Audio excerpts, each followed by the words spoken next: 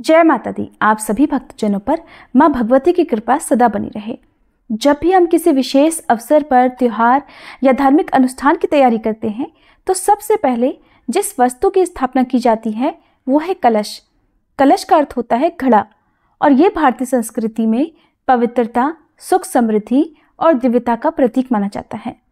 कलश धातु का या मिट्टी का हो सकता है, जिसमें आमतौर पर गंगा जल या फिर फल या फूल या फिर अक्षत भरे जाते हैं।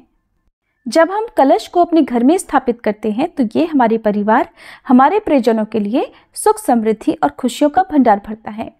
कलश की स्थापना करते समय हम न केवल देवी देवताओं को आमंत्रित करते हैं बल्कि अपने जीवन में सकारात्मकता और नई ऊर्जा का भी संचार करते हैं। कलश स्थापना के समय की गई प्रार्थनाएं और व्रत न केवल हमारी आध्यात्मिक उन्नति के लिए महत्वपूर्ण होते हैं बल्कि कलश की स्थापना हमारी पूजा को, हमारे व्रत को भी सफल बनाती है।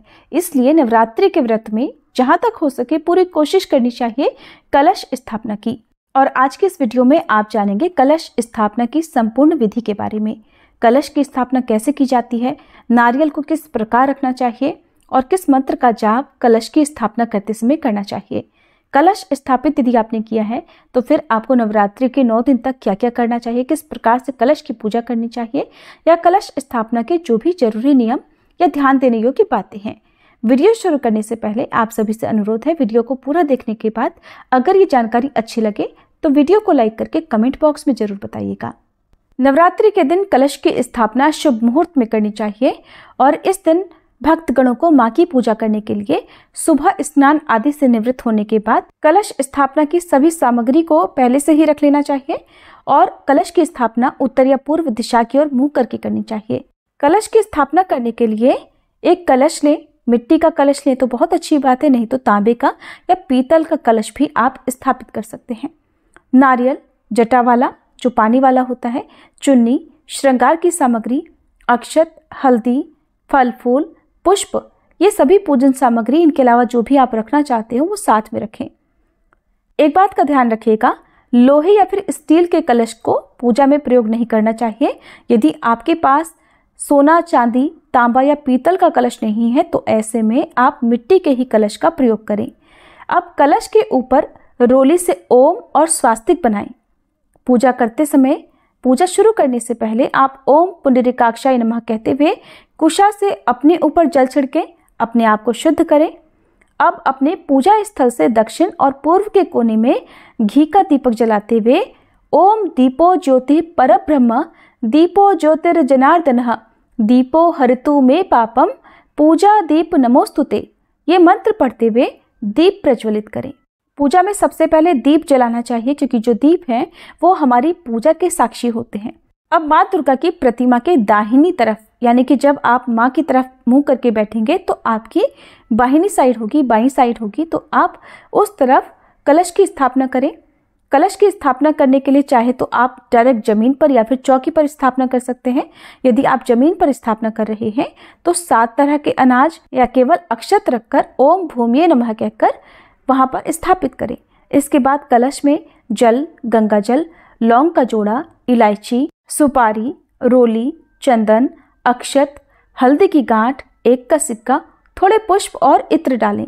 अब कलश में थोड़ा सा और गंगा जल या फिर जल डालते हुए ओम वरुणाय नमः इस मंत्र का जाप करें।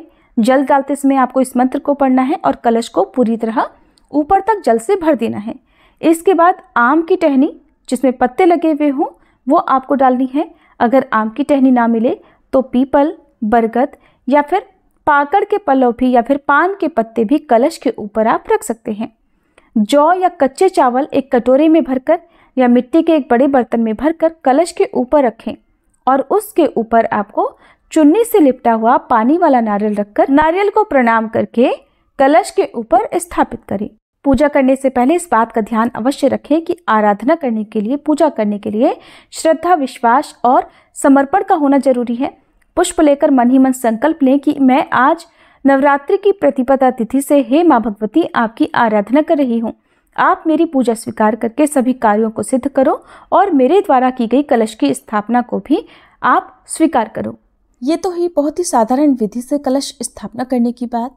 अब जो लोग ज्वारे बोते हैं उन्हें इस बात का ध्यान रखना है कि कलश की स्थापना करने से पहले जिस जगह पर आपने चौकी पर अष्टदल कमल बनाया है या अक्षत से आसन दिया है, उस पर आपको सबसे पहले ज्वारे बोने वाला पात्र रखना है।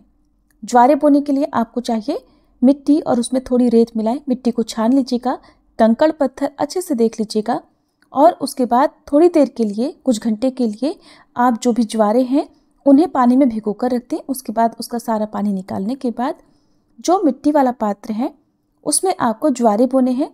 थोड़े थोड़े से ज्वारे ऊपर से अच्छे से छिड़क दें, मिट्टी की एक लेयर बिछाएं, फिर से थोड़े थोड़े ज्वारे छिड़कें और ऊपर से मिट्टी की लेयर बिछाएं। इस तरह करने से जो ज्वारे हैं वो बहुत अच्छी तरह से उगते हैं।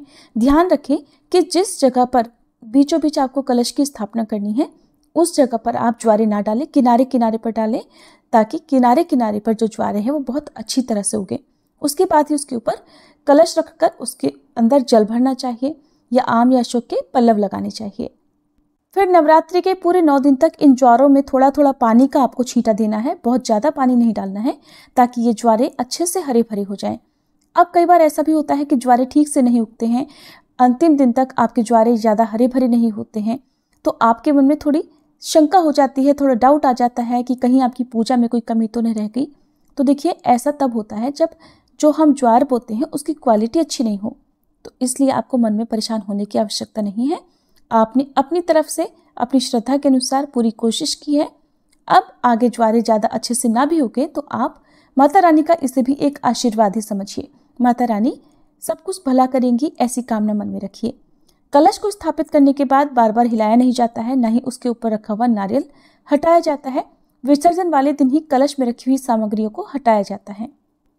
स्थापना करने के बाद हर दिन सुबह और शाम धूप दीप जलाकर कलश की भी आरती उतारनी चाहिए, कलश को भी धूप दीप दिखाना चाहिए। इस तरह से आप बहुत ही साधारण विधि से कलश की स्थापना कर लेंगे।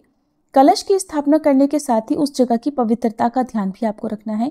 अशुद्ध अवस्था में आप कलश के पास ना जाएं, बिना स्नान किए कलश को आप स्पर्श ना करें या कलश की पूजा ना करें। कलश के ऊपर या कलश के आसपास आपने जो भी पुष्प चढ़ाए हुए हैं उन पुष्पों को बासी होने के बाद वहां पर देर तक नहीं छोड़ना चाहिए। बासी पुष्पों को तुरंत ही हटा लेना चाहिए और फिर हर दिन नए ताजे फूलों से आपको कलश का पूजन करना चाहिए। ये थी आज की वीडियो। अगर आपको जानकारी थोड़ी भी अच्छी लगी हो तो वीडियो को लाइक और चैनल को सब्सक्राइब नहीं किया हो तो जरूर कर लीजिएगा।